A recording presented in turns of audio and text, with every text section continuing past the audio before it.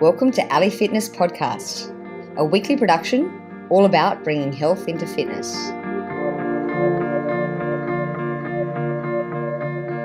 Dr. Glenn Livingston is a veteran psychologist and was the long-term CEO of a multimillion-dollar consulting firm, which has serviced several Fortune 500 clients in the food industry. You may have seen his or his company's previous work, theories and research in major periodicals like the New York Times and the Los Angeles Times, to name just a few. You also may have heard him on ABC, WGN and or CBS Radio or UPN TV. So, disillusioned by what traditional psychology had to offer overweight or food-obsessed individuals, Dr. Livingston spent several decades researching the nature of binging and overeating via work his own patients and a self-funded research program with more than 40,000 participants.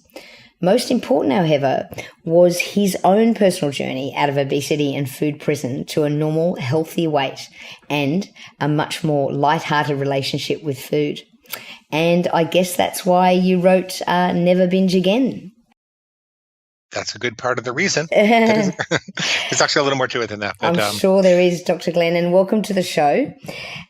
And tell us the little more to it. What was your personal journey with food and fitness and nutrition, and how did you get to where you are now?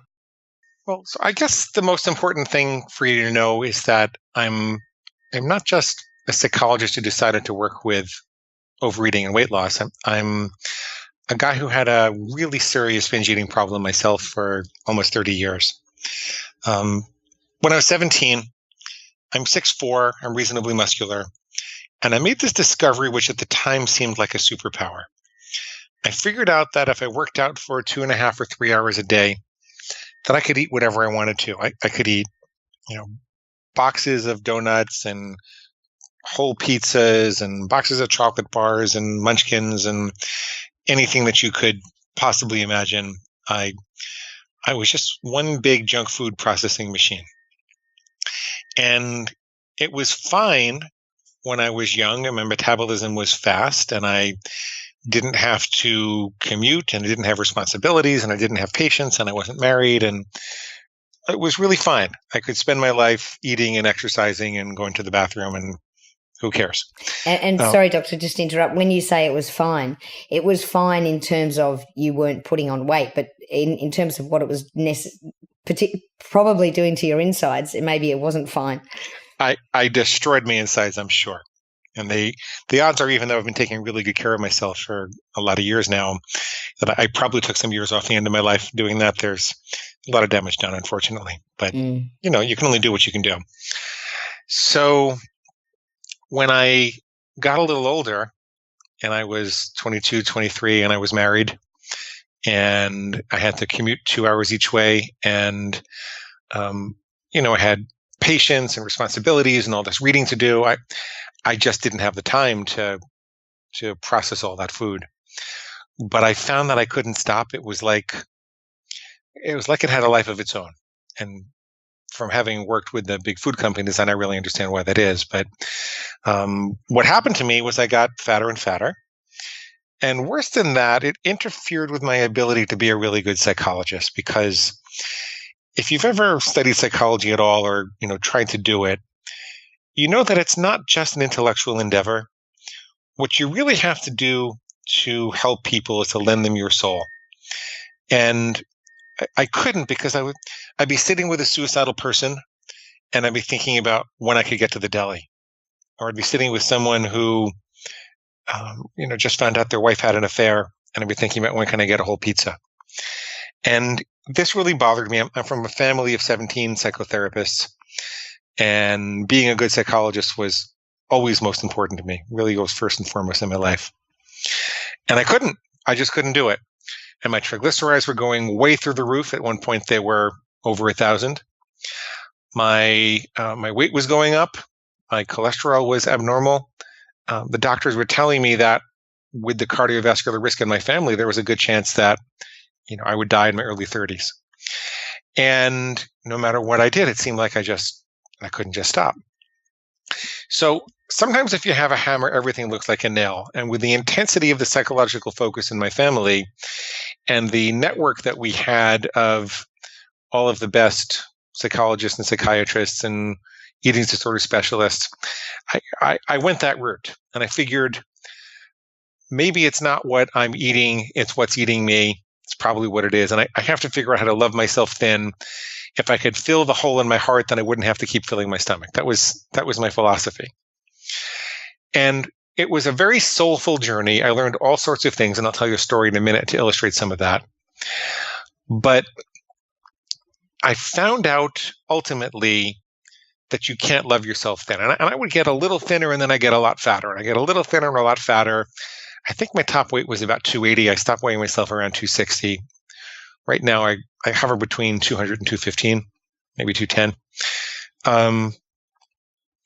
And I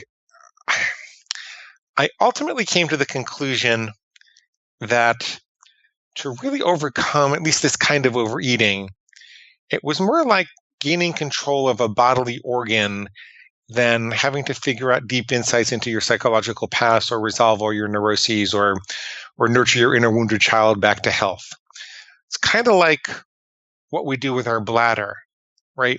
Like I could be in the middle of a business meeting and really have to go, but I don't just drop chow and go pee right there. I wait until I can get to the bathroom or excuse myself or act in some kind of civilized way, because human Glenn is superior to bladder Glenn, right? Human Glenn makes decisions about when and where that's going to be expressed. Similarly, if there's an attractive woman in the street and I don't just listen to my testicles and run over and kiss her. I find a way to approach her. Actually, probably don't do anything at all because I'm kind of shy in person. But you know what I mean? It's like there are these biological organs that exert a very strong drive, a very strong impulse.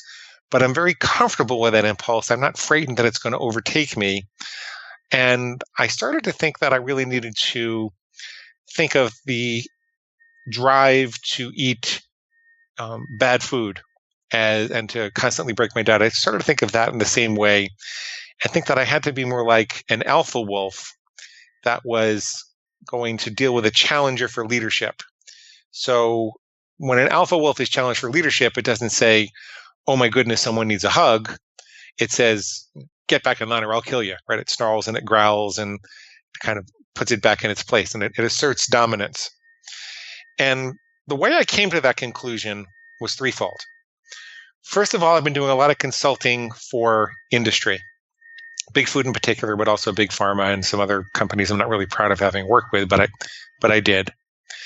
And I came to understand that what they were doing was throwing really billions of dollars to engineer these hyper palatable concentrations of starch and sugar and fat and oil and salt and excitotoxins that were designed to hit our evolutionary bliss point without giving the nutrition to feel satisfied. And as a result, we just kept eating. And I saw the animal studies regarding what happens when you short circuit an animal's pleasure system. And with animals, they do that by putting electrodes in the pleasure center of the brain and letting them press a lever to self-stimulate. And it turns out they will forget all their survival needs and just press that button thousands of times per day. Like a nursing mother rat will press the button thousands of times a day and abandon her pups while she's nursing. A starving rat will ignore its food just to press that lever thousands of times a day. That nobody's putting electrodes in our brains, but if you think about the fact you could walk out of a McDonald's and see another one across the street in many cities today, or to single them out, like any of the fast food establishments, and that there's a convenience store in every corner with all these bags and boxes and containers of this food-like stuff. It's not really food; it's food-like stuff. That I think we've got those pleasure levers. I think we've got those pleasure buttons, and our survival drives are facing an overwhelming external force and really being stolen. Think about how everybody knows that in order to lose weight, you're going to have more fruit and vegetables, right? But but people say they don't like them anymore. And is that really that much different than the rat that says, no, I'd prefer to push this button than to take care of my pups or eat this food that, nature intended for me? And so the enormity of the force that was facing us came to me. The same thing with the advertising industry. People think advertising doesn't affect them, but it actually affects you more when you think it doesn't because your sales resistance is down. And I, work with companies that were putting millions of dollars into convincing us that these substances were healthy when they really weren't. I remember working with a major food bar manufacturer, and the VP told me that their biggest profitable insight was to take the vitamins out of the bar because it was making them taste bad and it was expensive. And what they did instead was they put about half the money into the packaging, to making the packaging look shiny and colorful and diverse. Well, in nature, what's shiny and colorful and diverse? If you make yourself a big salad with carrots and blueberries and deep green lettuce and tomatoes and all these different colors, it really signals a diversity of nutrients that are available. But what was happening with the advertising was that they were faking us out. Those nutrients weren't there. They were just making it look like the nutrients were there. And I don't mean to single them out either, because that kind of thing goes on all over the industry. And then I saw that the treatments being offered for addiction overall, but overeating in particular, were telling people that they were powerless to do anything about it on their own, that they couldn't quit if they wanted to. The best they could do is hold off one day at a time. And then I looked at the research and I saw that it just doesn't bear out. People actually do quit. They make all kinds of changes when they want to. And the only 2 scientific studies done on those treatment programs suggest that they're either at parity or worse than doing nothing at all. So there's just this perfect storm of big food and big advertising and big addiction treatment that was making it very, very difficult for anybody to really stop overeating. And that made me believe that, well, I need more of an intense defense. Like maybe the best defense is a good offense. And I shouldn't be running around looking for the psychological insights that were going to heal my heart and make it better. I guess the last thing that happened was that I did this study over the course of about 5 years when clicks were cheap.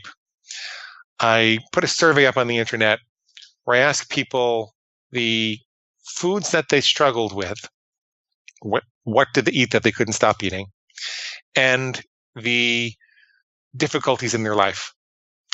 And I found 3 relationships which I thought were fascinating and got me a lot of press but didn't solve the problem. First, I saw that people who struggle with chocolate, like me, and I always tend to start my binges with chocolate, they tended to be lonely or brokenhearted or a little depressed. And people who struggle with crunchy, salty things like pretzels and chips, they tended to be stressed at work. And people who struggled with soft, chewy things, they tended to be like bagels or pasta or pizza, they tended to be stressed at home. And these were not perfect relationships by any stretch of the imagination, but they were there, and I thought I saw something. And so before I started talking to clients about it, I wanted to figure it out for myself. So I went and I talked to my mom, who was a therapist who happened to raise me. And I said, Mom, I'm in a bad marriage. And so obviously I'm a little lonely and brokenhearted, but what was the pattern that could have set this up? Why would I run to chocolate if I felt lonely or brokenhearted? How did this all start? And she gets this horrible look on her face and this horrible sound in her voice. And she says, oh, honey, I'm so sorry.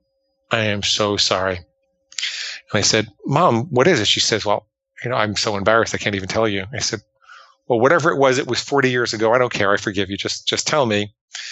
And apparently in 1965, when I was 1 year old, Mom's dad had just gotten out of prison and he was guilty. And she didn't know that he was doing bad things. And she had idolized him to that point. So she was very, very depressed. It was right around the time I was born. Then her husband, my dad, was a captain in the army, and they were talking about sending him to Vietnam. And they'd been trying to get pregnant a second time, and she was really scared that she was going to be an army widow with 2 small kids and no real way to support herself. And she was going to lose my dad, who she really loved. So apparently she didn't have the wherewithal to feed me and hold me and love me when she was, sitting and staring at the wall and being depressed all the time and anxious. So she got a big bottle of chocolate Bosco syrup and she put it in a refrigerator on the floor. And when I would come running to her to be fed or held or to play, she'd say, "Go get your Bosco, honey." And I'd go running over to the refrigerator. I'd take out the bottle, I'd suck on it, and I'd go into a chocolate sugar coma. And you'd think that that would solve the problem, right? You'd think that if insight or learning to love yourself more could fix the eating problem, that would have done it. Because, if we were in a movie, Mom and I would have a big hug and a big cry, and we'd forgive each other, and then I'd never have chocolate again, right? But we're not in the movie.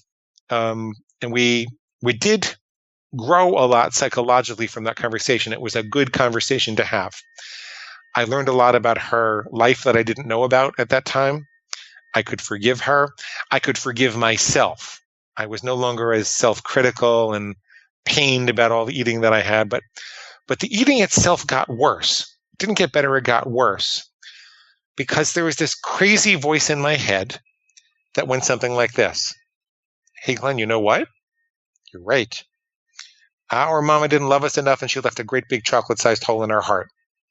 And until we can find the love of our life and get out of this marriage, we're going to have to go right on binging on chocolate. Let's go get some right now. Yippee, yippee, yippee." And at that point, I recognized that, you know what?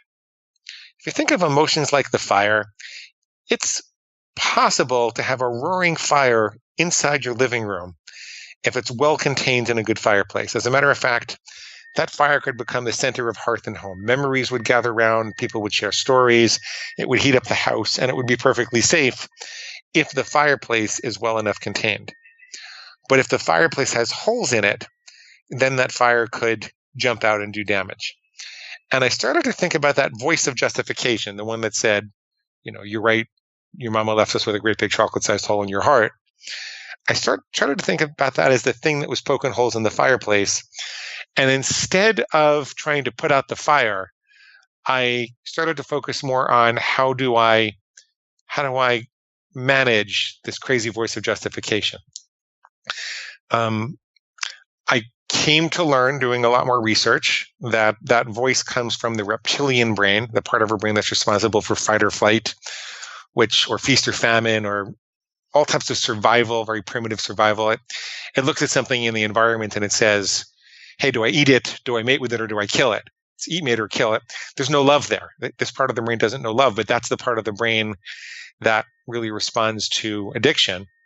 It's the neocortex and the upper parts of the brain where our human identities live. That's where love is, where you consider, before I eat, mate, or kill this thing, what impact does it have on my loved ones and my tribe and my family?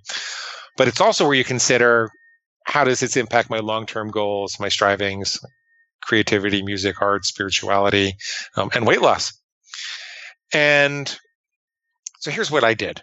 This is a very embarrassing part, but after 30 years of being a sophisticated psychologist and going through all these endeavors to try to figure this out, I decided, okay, I am going to consider my reptilian brain, and I wish I picked another word, but I didn't. That's going to be my inner pig. And I'm going to make a rule. For example, I'll never eat chocolate except for the last weekend of the calendar month. And if I had that rule in place and I heard my pig squealing for chocolate on a Wednesday, I would say, I don't want that. My pig does. That's pig slop. I never eat pig slop, and I never let farm animals tell me what to do. And as primitive and crude as that is for a sophisticated psychologist like me, and remember, I never thought I was going to share this. I just thought this was going to be a private way that I recovered. That's what worked to wake me up at the moment of impulse and give me those extra microseconds that I needed to start to make the right decision. And it's not like I was all better right away, but I had to do a lot of experimenting with different rules, and I made some mistakes, and then I got back at it. What did happen right away, though, was I recognized that I wasn't powerless. There wasn't some mysterious disease or force inside of me that was causing this to happen. I was in control. I had my free will. And even if I were to choose to have the chocolate, it was still a choice that I made. I didn't feel like I was out of the equation anymore. And that made me feel hopeful. I no longer felt terrified that I was just wildly out of control and this was going to go on forever. I said, okay, there's got to be a solution here. And I worked with different types of rules, kind of came up with a system over the course of, it was 8 years before I wound up publishing it. I kept a journal of me versus my inner pig and all the different squeals that it tried to throw at me, like, you could start tomorrow, or, you worked out hard enough, it's not going to make a difference, or, hey, Glenn, chocolate comes from a cocoa bean and that comes on a plant, so that must be a vegetable. That I wrote answers for all of that about how to logically disempower those ideas. And I kept the journal. And back in 2015, when I was getting divorced, I was a minor part of a publishing company. And the CEO said to me, Glenn, we need to publish a book so we can attract better authors. We have to show that we know what we're doing with marketing. Can you write a book? And I told him about which wasn't Never Binge Again. It was just this crazy journal. And I said, I think I could edit that into a book in about a month, which I did. I sent it to him. And 2 weeks later, I get a call back from him. He says, don't eat your pig slop, and I don't eat pig slop. I don't let farm animals tell me what to do. And he started on his own weight loss journey. He's now 86 pounds down from where he was. And we published it. It absolutely took off. I mean, we're in marketing for a lifetime, so we know what we're doing. But still, it kind of went viral. 700,000 readers, 2,000 reviews. And now I walk around telling people that I got a pig inside me and I don't eat pig slop. What's really funny is sometimes I'll be in a bookstore and people recognize me, but they don't recognize my name. They don't know my name. They just know me as the pig guy. So they come up and they point and they go, pig guy, pig guy, pig guy, which is not really how I wanted to be famous in my later years, but that's my life. So that's my story. That's why I wound up writing it. And that's what it is. So many questions for you and a great story. So how often do you eat chocolate now? I don't eat chocolate now at all. I came to the conclusion, which is not to say that it's a bad thing for other people. There are, healthy things about dark chocolate and whatnot. But personally, I was someone for whom chocolate never was a lot easier than sometimes. I work with clients who I help to eat some, I have clients who only eat it on social occasions and clients that eat it at baseball parks. But for me, I just never have. I haven't had it in years. Mm. It amazes me you're a psychologist and yet it took you 30 years to work this out. No offense, but what hope has the rest of the population got? Were you helping other people with binge eating before you could help yourself? No. No, I would refer people that had overeating problems out because I knew I had a serious problem. It wasn't really till 2014, 2015 that I started to work with binge eaters. Mm. No, that's the primary principle in psychology, is that if you haven't fixed it yourself, you have no business helping other people. Mm. And so I want to get to your book, but I firstly want to ask you, how big a issue is binge eating? I mean, doesn't everyone binge eat at some stage in their life? When would you call it an issue? Well, I mean, if you look at the DSM-5 criteria, then only 4 or 5% of the population actually meets those criteria. But I think that's the wrong question to ask for this context. I think the question to ask is, do you eat beyond your own best judgment, and would you like to have more control over that? Because, I'm not talking about putting people on medication. I'm not talking about locking them up or anything. I'm just talking about learning a little trick to structure your mind in a way. And you don't have to call it a pig. You can call it your food monster or your food demon or whatever you want to call it. I know the word pig offends some people. I think that you could think of yourself as an archer, and you have a bullseye on your diet that you're aiming for. And then there was a couple of rungs around that, which are, progressively less valuable to you, but are still very well defined. And what this technique does is it helps you to have better aim. And in order to have better aim, you need to know when you miss the bullseye. So you need a very clearly defined bullseye. So I actually say, well, come up with a rule, any rule, that covers your single worst trigger food or behavior. Like, For some people, it's I never eat standing up. For other people, it's I always put my fork down between bites. For some people, it's I'll never eat chocolate again. It depends upon what your personal triggers are, and then you've defined a bullseye for yourself, and you could consider a miss. You consider 1 millimeter outside of the bullseye to be a binge, but that doesn't mean that if you miss that you're supposed to go and just eat as much as you can and do as much damage as you can. That's a squeal in and of itself. It's like saying, well, if I miss the bullseye, I should shoot the rest of the arrows into the audience. No, you just figure out what went wrong and you get up and you aim again. I call it committing with perfection and forgiving yourself with dignity. The whole notion of what's a binge and what's not a binge and do I qualify or not, that's more relevant for whether some of the SSRI medications would be helpful to you and that kind of thing. And that's not what I do at all. This is just a way to structure your mind to give you more control. Mm. And everybody eats beyond their best judgment. Most people eat beyond their best judgment at some point in life. Exactly. That was my point. So pretty much anyone should be reading Never Binge Again.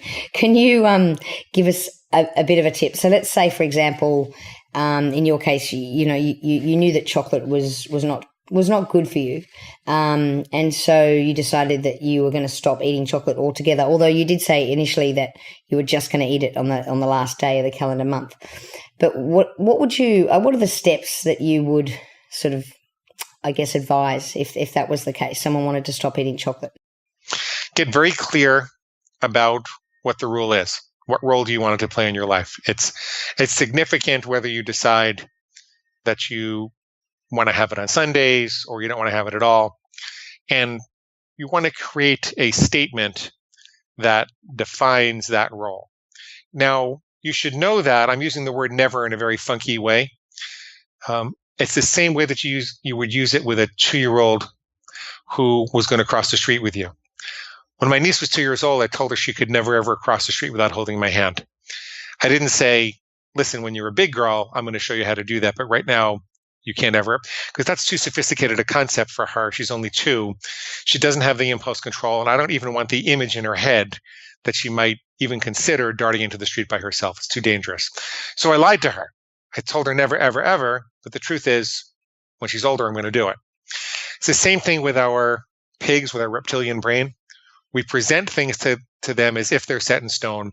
But you can change the rule if you want to. If you learn something or you have experience, you can change the rule. You can move the target. It's just that you shouldn't do it impulsively. You should write down exactly what you want to change and why you want to change it and sit with it for 24 hours before that rule change takes effect. So you make a rule. And then you also need to ask yourself, what is the authentic need behind the craving? There's almost always an authentic physiological need. And if you don't take care of that need, you're not going to be able to stick to the rule. I tell people, you can't make a rule that says I'll never pee again, because your bladder is going to tell you otherwise, right? So, for example, with regards to chocolate, what I eventually figured out was that I was craving energy and chlorophyll. And so for me personally, when I had a craving for chocolate, I would make myself a banana kale smoothie. And it didn't give me the high that the chocolate would give me. And at first I thought this is ridiculous, and it didn't taste anywhere near as good as the chocolate would taste. But a couple of months later, I was craving banana kale smoothies instead of the chocolate. And so you need to correct the biological error in some way. Just like a smoker, I got this from Jack Trimpe at Rational Recovery. Just like a smoker would do well when they're trying to quit, to take 3 deep breaths of cool, fresh air, because they're getting real oxygen, real clean oxygen. And the smoker thinks that their body has made a biological error, and they think that smoke is oxygen, but it's not. You have to tell yourself, feelings aren't facts. What I really need is oxygen. Feelings aren't facts. I don't need the chocolate. I really need the banana kale smoothie, and drink it even though you don't feel like it, so that eventually your survival drive readjusts and says, oh, I guess I really did need the banana kale smoothie. So that's a big part of it. making a strict rule is part of it. And then listen very carefully for exactly what your inner pig or food monster says to try to get you to break it. And you can look to try to disempower those things. So I know we're running out of time, but I'll give you one example. If your pig says, well, it's just as easy to start tomorrow. Well, the truth is it's not, because the neurological principles, that principle of neuroplasticity, suggests that we're either always reinforcing or extinguishing our addictions. And what fires together wires together, which means that if you have chocolate today one last time, you're actually digging the groove a little bit deeper, and it's going to be harder to quit tomorrow. The craving is going to be harder. So whenever you have that craving, that's the easiest it's ever going to be to quit. So you might as well get at it right now, because it'll be easier tomorrow if you abstain today. It'll be harder tomorrow if you don't. It's you're getting better, you're getting worse. So that's what I mean. So look for the things that your pig will say to try to fool you into breaking the rule, and then ignore it, disempower it, ignore it, and eat something healthy instead. I like those tips, and I especially like the analogy and the example that you gave there with the banana kale, because you sort of looked at, well, what is it that I'm actually craving? Yes, that's really important, especially because what people tend to do, most people who seriously overeat, they're really good dieters also. And the reason that's the case is it's really two sides of the same coin. They're stuck in the feast and famine cycle. They're signaling their body that there are periods when sufficient calories and nutrition are really not available because they're trying to lose weight quickly. And they're creating a state of famine in the body. And this doesn't have to be complete famine. It could be, 1,000 calories less than you really need because they're trying to lose weight quickly. And then it only makes sense that once, first of all, the body is going to push them to leave that state as soon as they can. And as soon as the body senses that nutrition and calories are available, it's going to say, well, since we live in a famine possible environment, we better hoard everything we can while it's available. And voila, you're binging. So the solution is to make sure that there's a steady, reliable, regular course of nutrition flowing through your veins at all the time. And also to try to keep your blood sugar a little more even and avoid, the concentrated forms of sugar and starch and stimulants and that kind of thing. So, and I guess in some cases too, it could be a non-food thing that you're craving. Like the example you gave with chocolate, you said that some of your research, although not, 100% concise, did say that the chocolate could mean that you were having an issue with a relationship or that you weren't satisfied in a relationship of sorts. So could it be that you're craving some sort of emotional love or something? Well, there's that too, but I would look before you diagnose something psychological, I think that you have to look at physical causes first. And there's a very interesting point here. Okay, so when you overload your digestive system, your nervous system loses the ability to conduct the emotions at the same intensity level that it does when you are feeling free and unbloated, and you don't have to divert all that blood to the digestive system. And because of that, the overloading of the digestive system has an analgesic effect. Excess food, or quote unquote comfort food, has an analgesic effect. But what's also going on that you miss if you say I'm just eating for comfort or I'm eating because I'm lonely is that the things that we overeat are not really food, but they're concentrated forms of pleasure that they didn't exist in the tropics. It's kind of like a drug, and we're also eating to get high. And if you acknowledge that, then, like I said, it was a good conversation for me to have about the loneliness and depression and heartbreak having to do with my chocolate eating. But as long as I thought that that's all that was going on, it was going to go on forever. Because let's face it can take 10 years to find the love of your life. And I'm still single at the moment.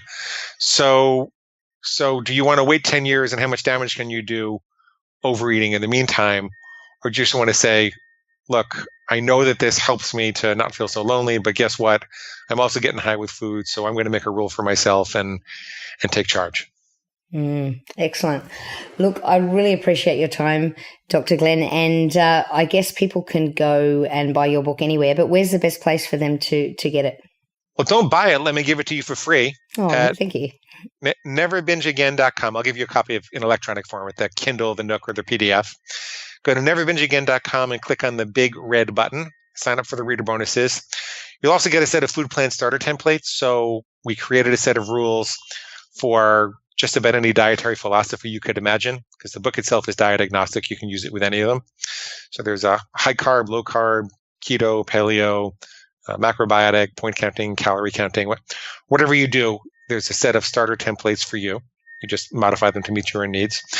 And then there's also a set of recorded coaching sessions that's free, because I know this is really weird in theory, in the abstract. I know you're saying to yourself, why does Ali have a psychologist on who's got a pig inside of him? I don't get it. And so I wanted you to hear how this actually works in practice, and you'll hear people going from feeling hopeless and despairing and confused and desperate to feeling powerful and hopeful and enthusiastic. It's all at neverbingeagain.com. That's Click the awesome. big red button. Yep. Awesome. And look, before I let you go, Dr. Glenn, I've got to ask you one sort of personal question, but something that we ask all our guests on the show. Do you have a tattoo? I do. What makes you ask that? It's just a question we ask. I have two of them. And one's a pig, right? No, but people do send me people send me pictures of their arms tattooed with pigs all the time. I have one tattoo that says "Be kind," which is a reminder to myself that there's always a story behind the story, and that when people present with anger or anxiety or aggression or grandiosity, that you need to not react in the way that people reflexively react to them. You want to kind of step back and ask more questions and figure out what the story is behind the story. And that's always been really meaningful to me. The other tattoo I have is actually about my dietary philosophy, which I prefer not to reveal on the air. But it reminds me where my personal bullseye is. So it's more like the center of the target than the pig, because I prefer to identify with the center of the target. Nice. We'll have to check out your body for that one then. Okay. Excellent, Dr. Glenn. Thanks again for coming on, and appreciate all your advice. I appreciate you having me. Thank you so much, Ali.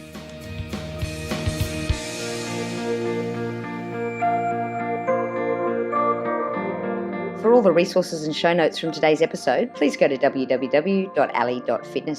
If you liked today's episode, please show your appreciation by going to iTunes, give us a 5-star review and subscribe.